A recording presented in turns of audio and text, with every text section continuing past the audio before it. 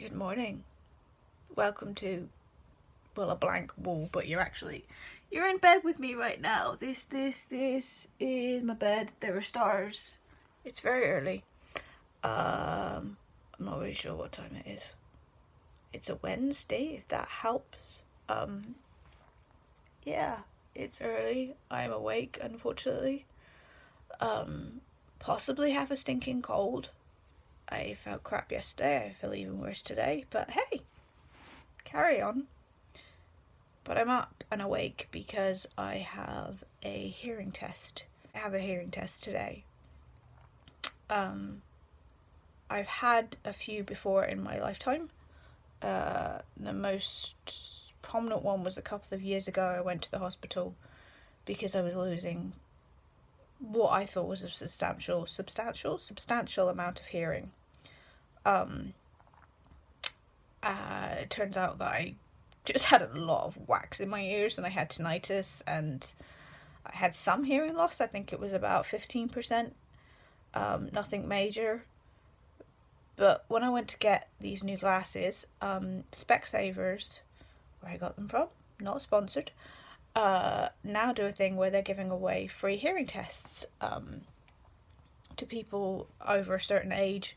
And then I guess they were just bored the one day, and when I was in there, because they offered one to me, 33 years old, just like, actually, you know what, let's take a crack at this. Let's see where my hearing is at, because I've been noticing some issues, shall we say, when it comes to hearing. Everybody else seems to be able to hear stuff that I can't hear.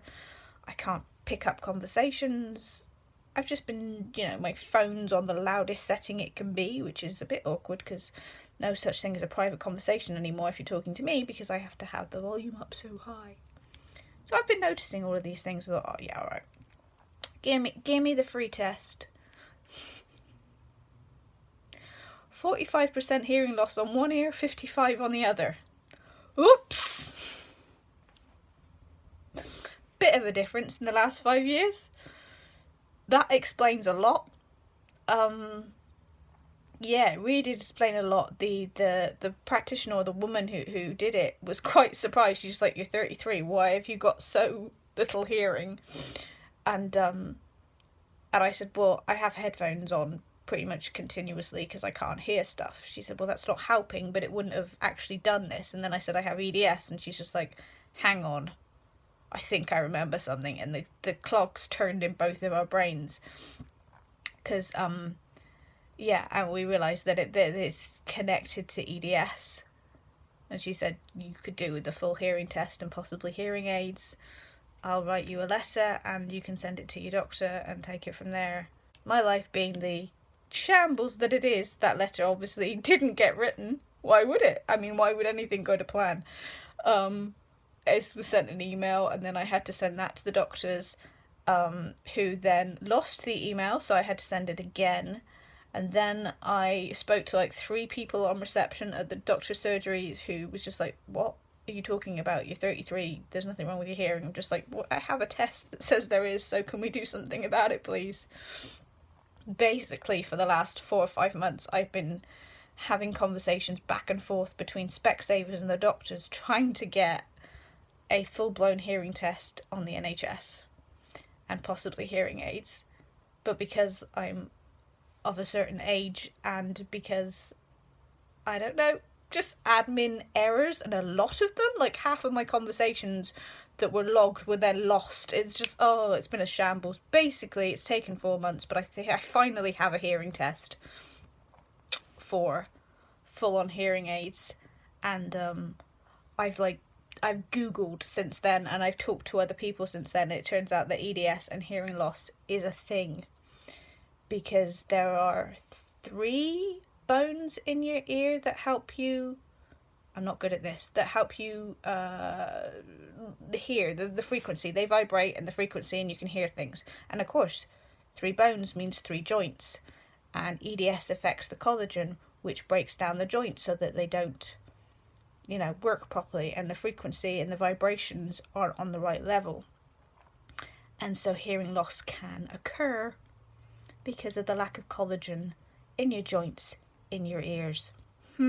Yes. So, who knew? I had a vague idea. I didn't know it could be this bad.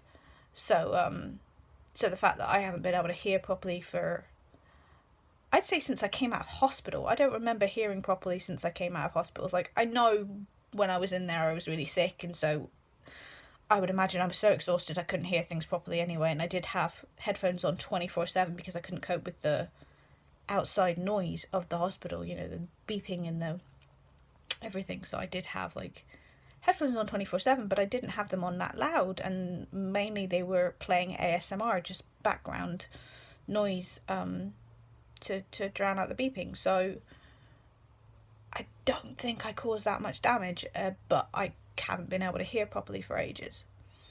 So hopefully today that is going to get sorted. I've got a letter saying I'm having a full test and possible fitting for hearing aids, so that will be now under the NHS. I could have gone privately, which would have gone a lot quicker, but hearing aids cost about £2,000, so no, that's not happening.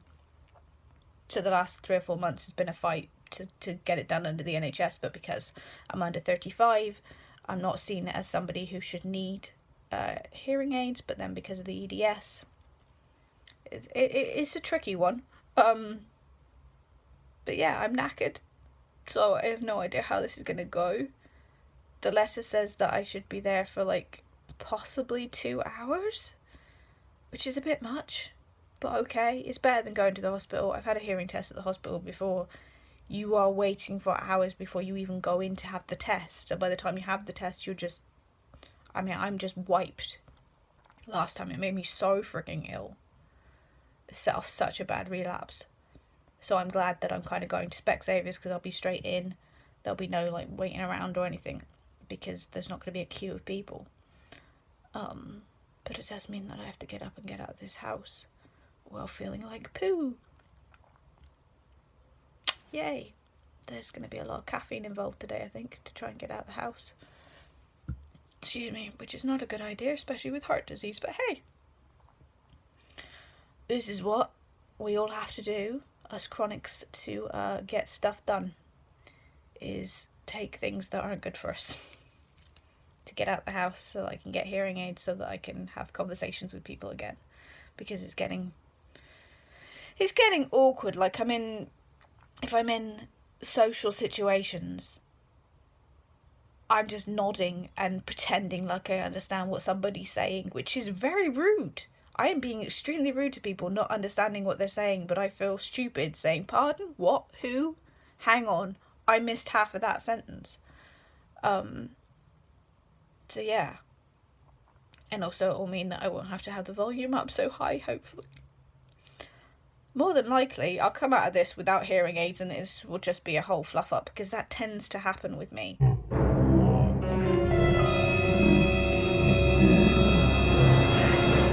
I show signs of having something wrong with me. Like, I'll have a bit of hearing loss, but not enough. I'll have a bit of eyesight wrong, but not enough. Though now, as I'm getting older, it is actually becoming an issue now. It's like I have prisms in my glasses because my eyesight's gotten so bad because of the EDS, and it's really starting to take hold now. The age thing, because if you have EDS, you age quicker, because the collagen breaks down in your system quicker. So basically, I have the body and the energy and the life of a 60-year-old, and I'm 33. So I'm aging faster.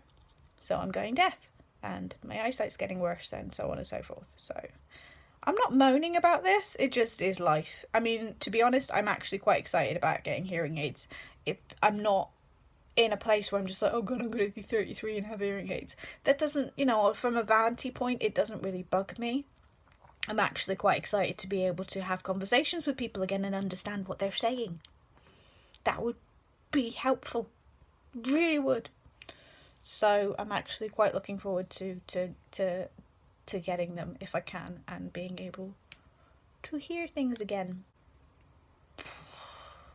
Okay, bye. Hello again. Guess who's ridiculously early? Me. I'm more scared I'm going to be late, so I leave with too much time and then I end up resting in the car, which is not usually a good thing, but hey, Also, it's very bright, and idiot Muggins here forgot her sunglasses, so I'm gonna get a headache from this. Joy. But yes, I'm really early. But my Specsavers situation, if I can show you. You see Tesco's there. No idea if you saw any of that, but my Specsavers situation is that it's in the same complex as a bunch of shops, including a really big Tesco's. I'm kind of tempted to see if I have the strength to go in and get some pajamas, because it's gotten cold and I need some new snugglies in my life, and I love pajamas. Who doesn't? Especially men's pajamas, because they have pockets. So I might go in a minute if I am strong enough. I know, I've had caffeine and it doesn't seem to be working. Except for the fact that it's screwed up my speech pattern, which often happens. I don't know why, but I get physical energy, but it screws up with communication and language, so this is going to be interesting. I'm actually kind of worried because I've got a new piercing since the last time I had a hearing test. I've had, I don't know if you can see in here, this little one pierced. I don't know the name of it because I don't know any of the names of it, but the one for headaches, the acupuncture point that's supposed to help with headaches, I've had it pierced, so I don't know if it's going to be in the way of the test and or the hearing aids if I get them, because I've also got my inner ear bit there pierced, so I don't know if it's going to cause an issue. I don't know the names of any of these things. I just go into my piercer and point to the bit I want pierced, and she's nice enough to know I can't communicate. So yeah, I need a nap and I already have a headache. This is going well so far. I found a dragon onesie in baby size with, look, I want it. Why don't they do it in my size? So cute. Again, can they do these in adult sizes? Because I want that. So I think we've established I basically want to be a 5-year-old boy who gets to wear a snuggle buddy and dungarees all year round. Can that happen, please?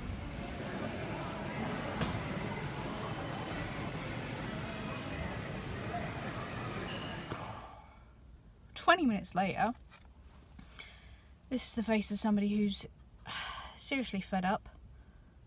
So I went in and they did a history, and then he had a look in my ears to find an absolute crap ton of wax in my ears, which meant that he can't continue with the hearing test because there's too much wax to get a decent reading, which I understand that, but because my GP couldn't be bothered to come out and take a look at me before she sent me back on to Specsavers, the wax wasn't removed, and so I have fought the last 4 months for a hearing test that I can't have, that I've now been sent home for, to now have the wax removed and do all of this all over again. I'm exhausted and I'm really upset, which is daft, I know, because it's just a hearing test, but I used a lot of energy on this and I really want to be able to hear again. And it might just be the wax, it might be that I get the wax removed and everything goes fine, but the fact that I've waited 4 months to get this test to be told I just need some wax removed, and now I have to go and find out how the heck I'm going to get that removed, because I don't know if my doctor's surgery even offers that. Last time they didn't, because I have had wax removed before, so last time they didn't offer it, and so I had to go to the hospital, and that was a 6-month wait. This is what it's like. I'm just continually fighting and going around in circles just to get something simple done. It's not his fault in there. He was perfectly polite and nice, and I'm sorry that I wasted his time, because my doctor wasted his time because she didn't bother to come out. And because of small things like that, a lot of my symptoms get overlooked because I just can't pop into a surgery. I have to wait for my GP to come to me, because even getting here has caused so much aggro, and this is just around the corner. My GP surgery is a bit further off, and you usually have to wait for ages to be able to see a bleeding doctor, and the wait is what makes me really ill. So I'm frustrated and really, really upset, because I just want to be able to hear properly, and I'm just fed up with this rigmarole. This is just hearing, let alone my stomach, let alone everything else.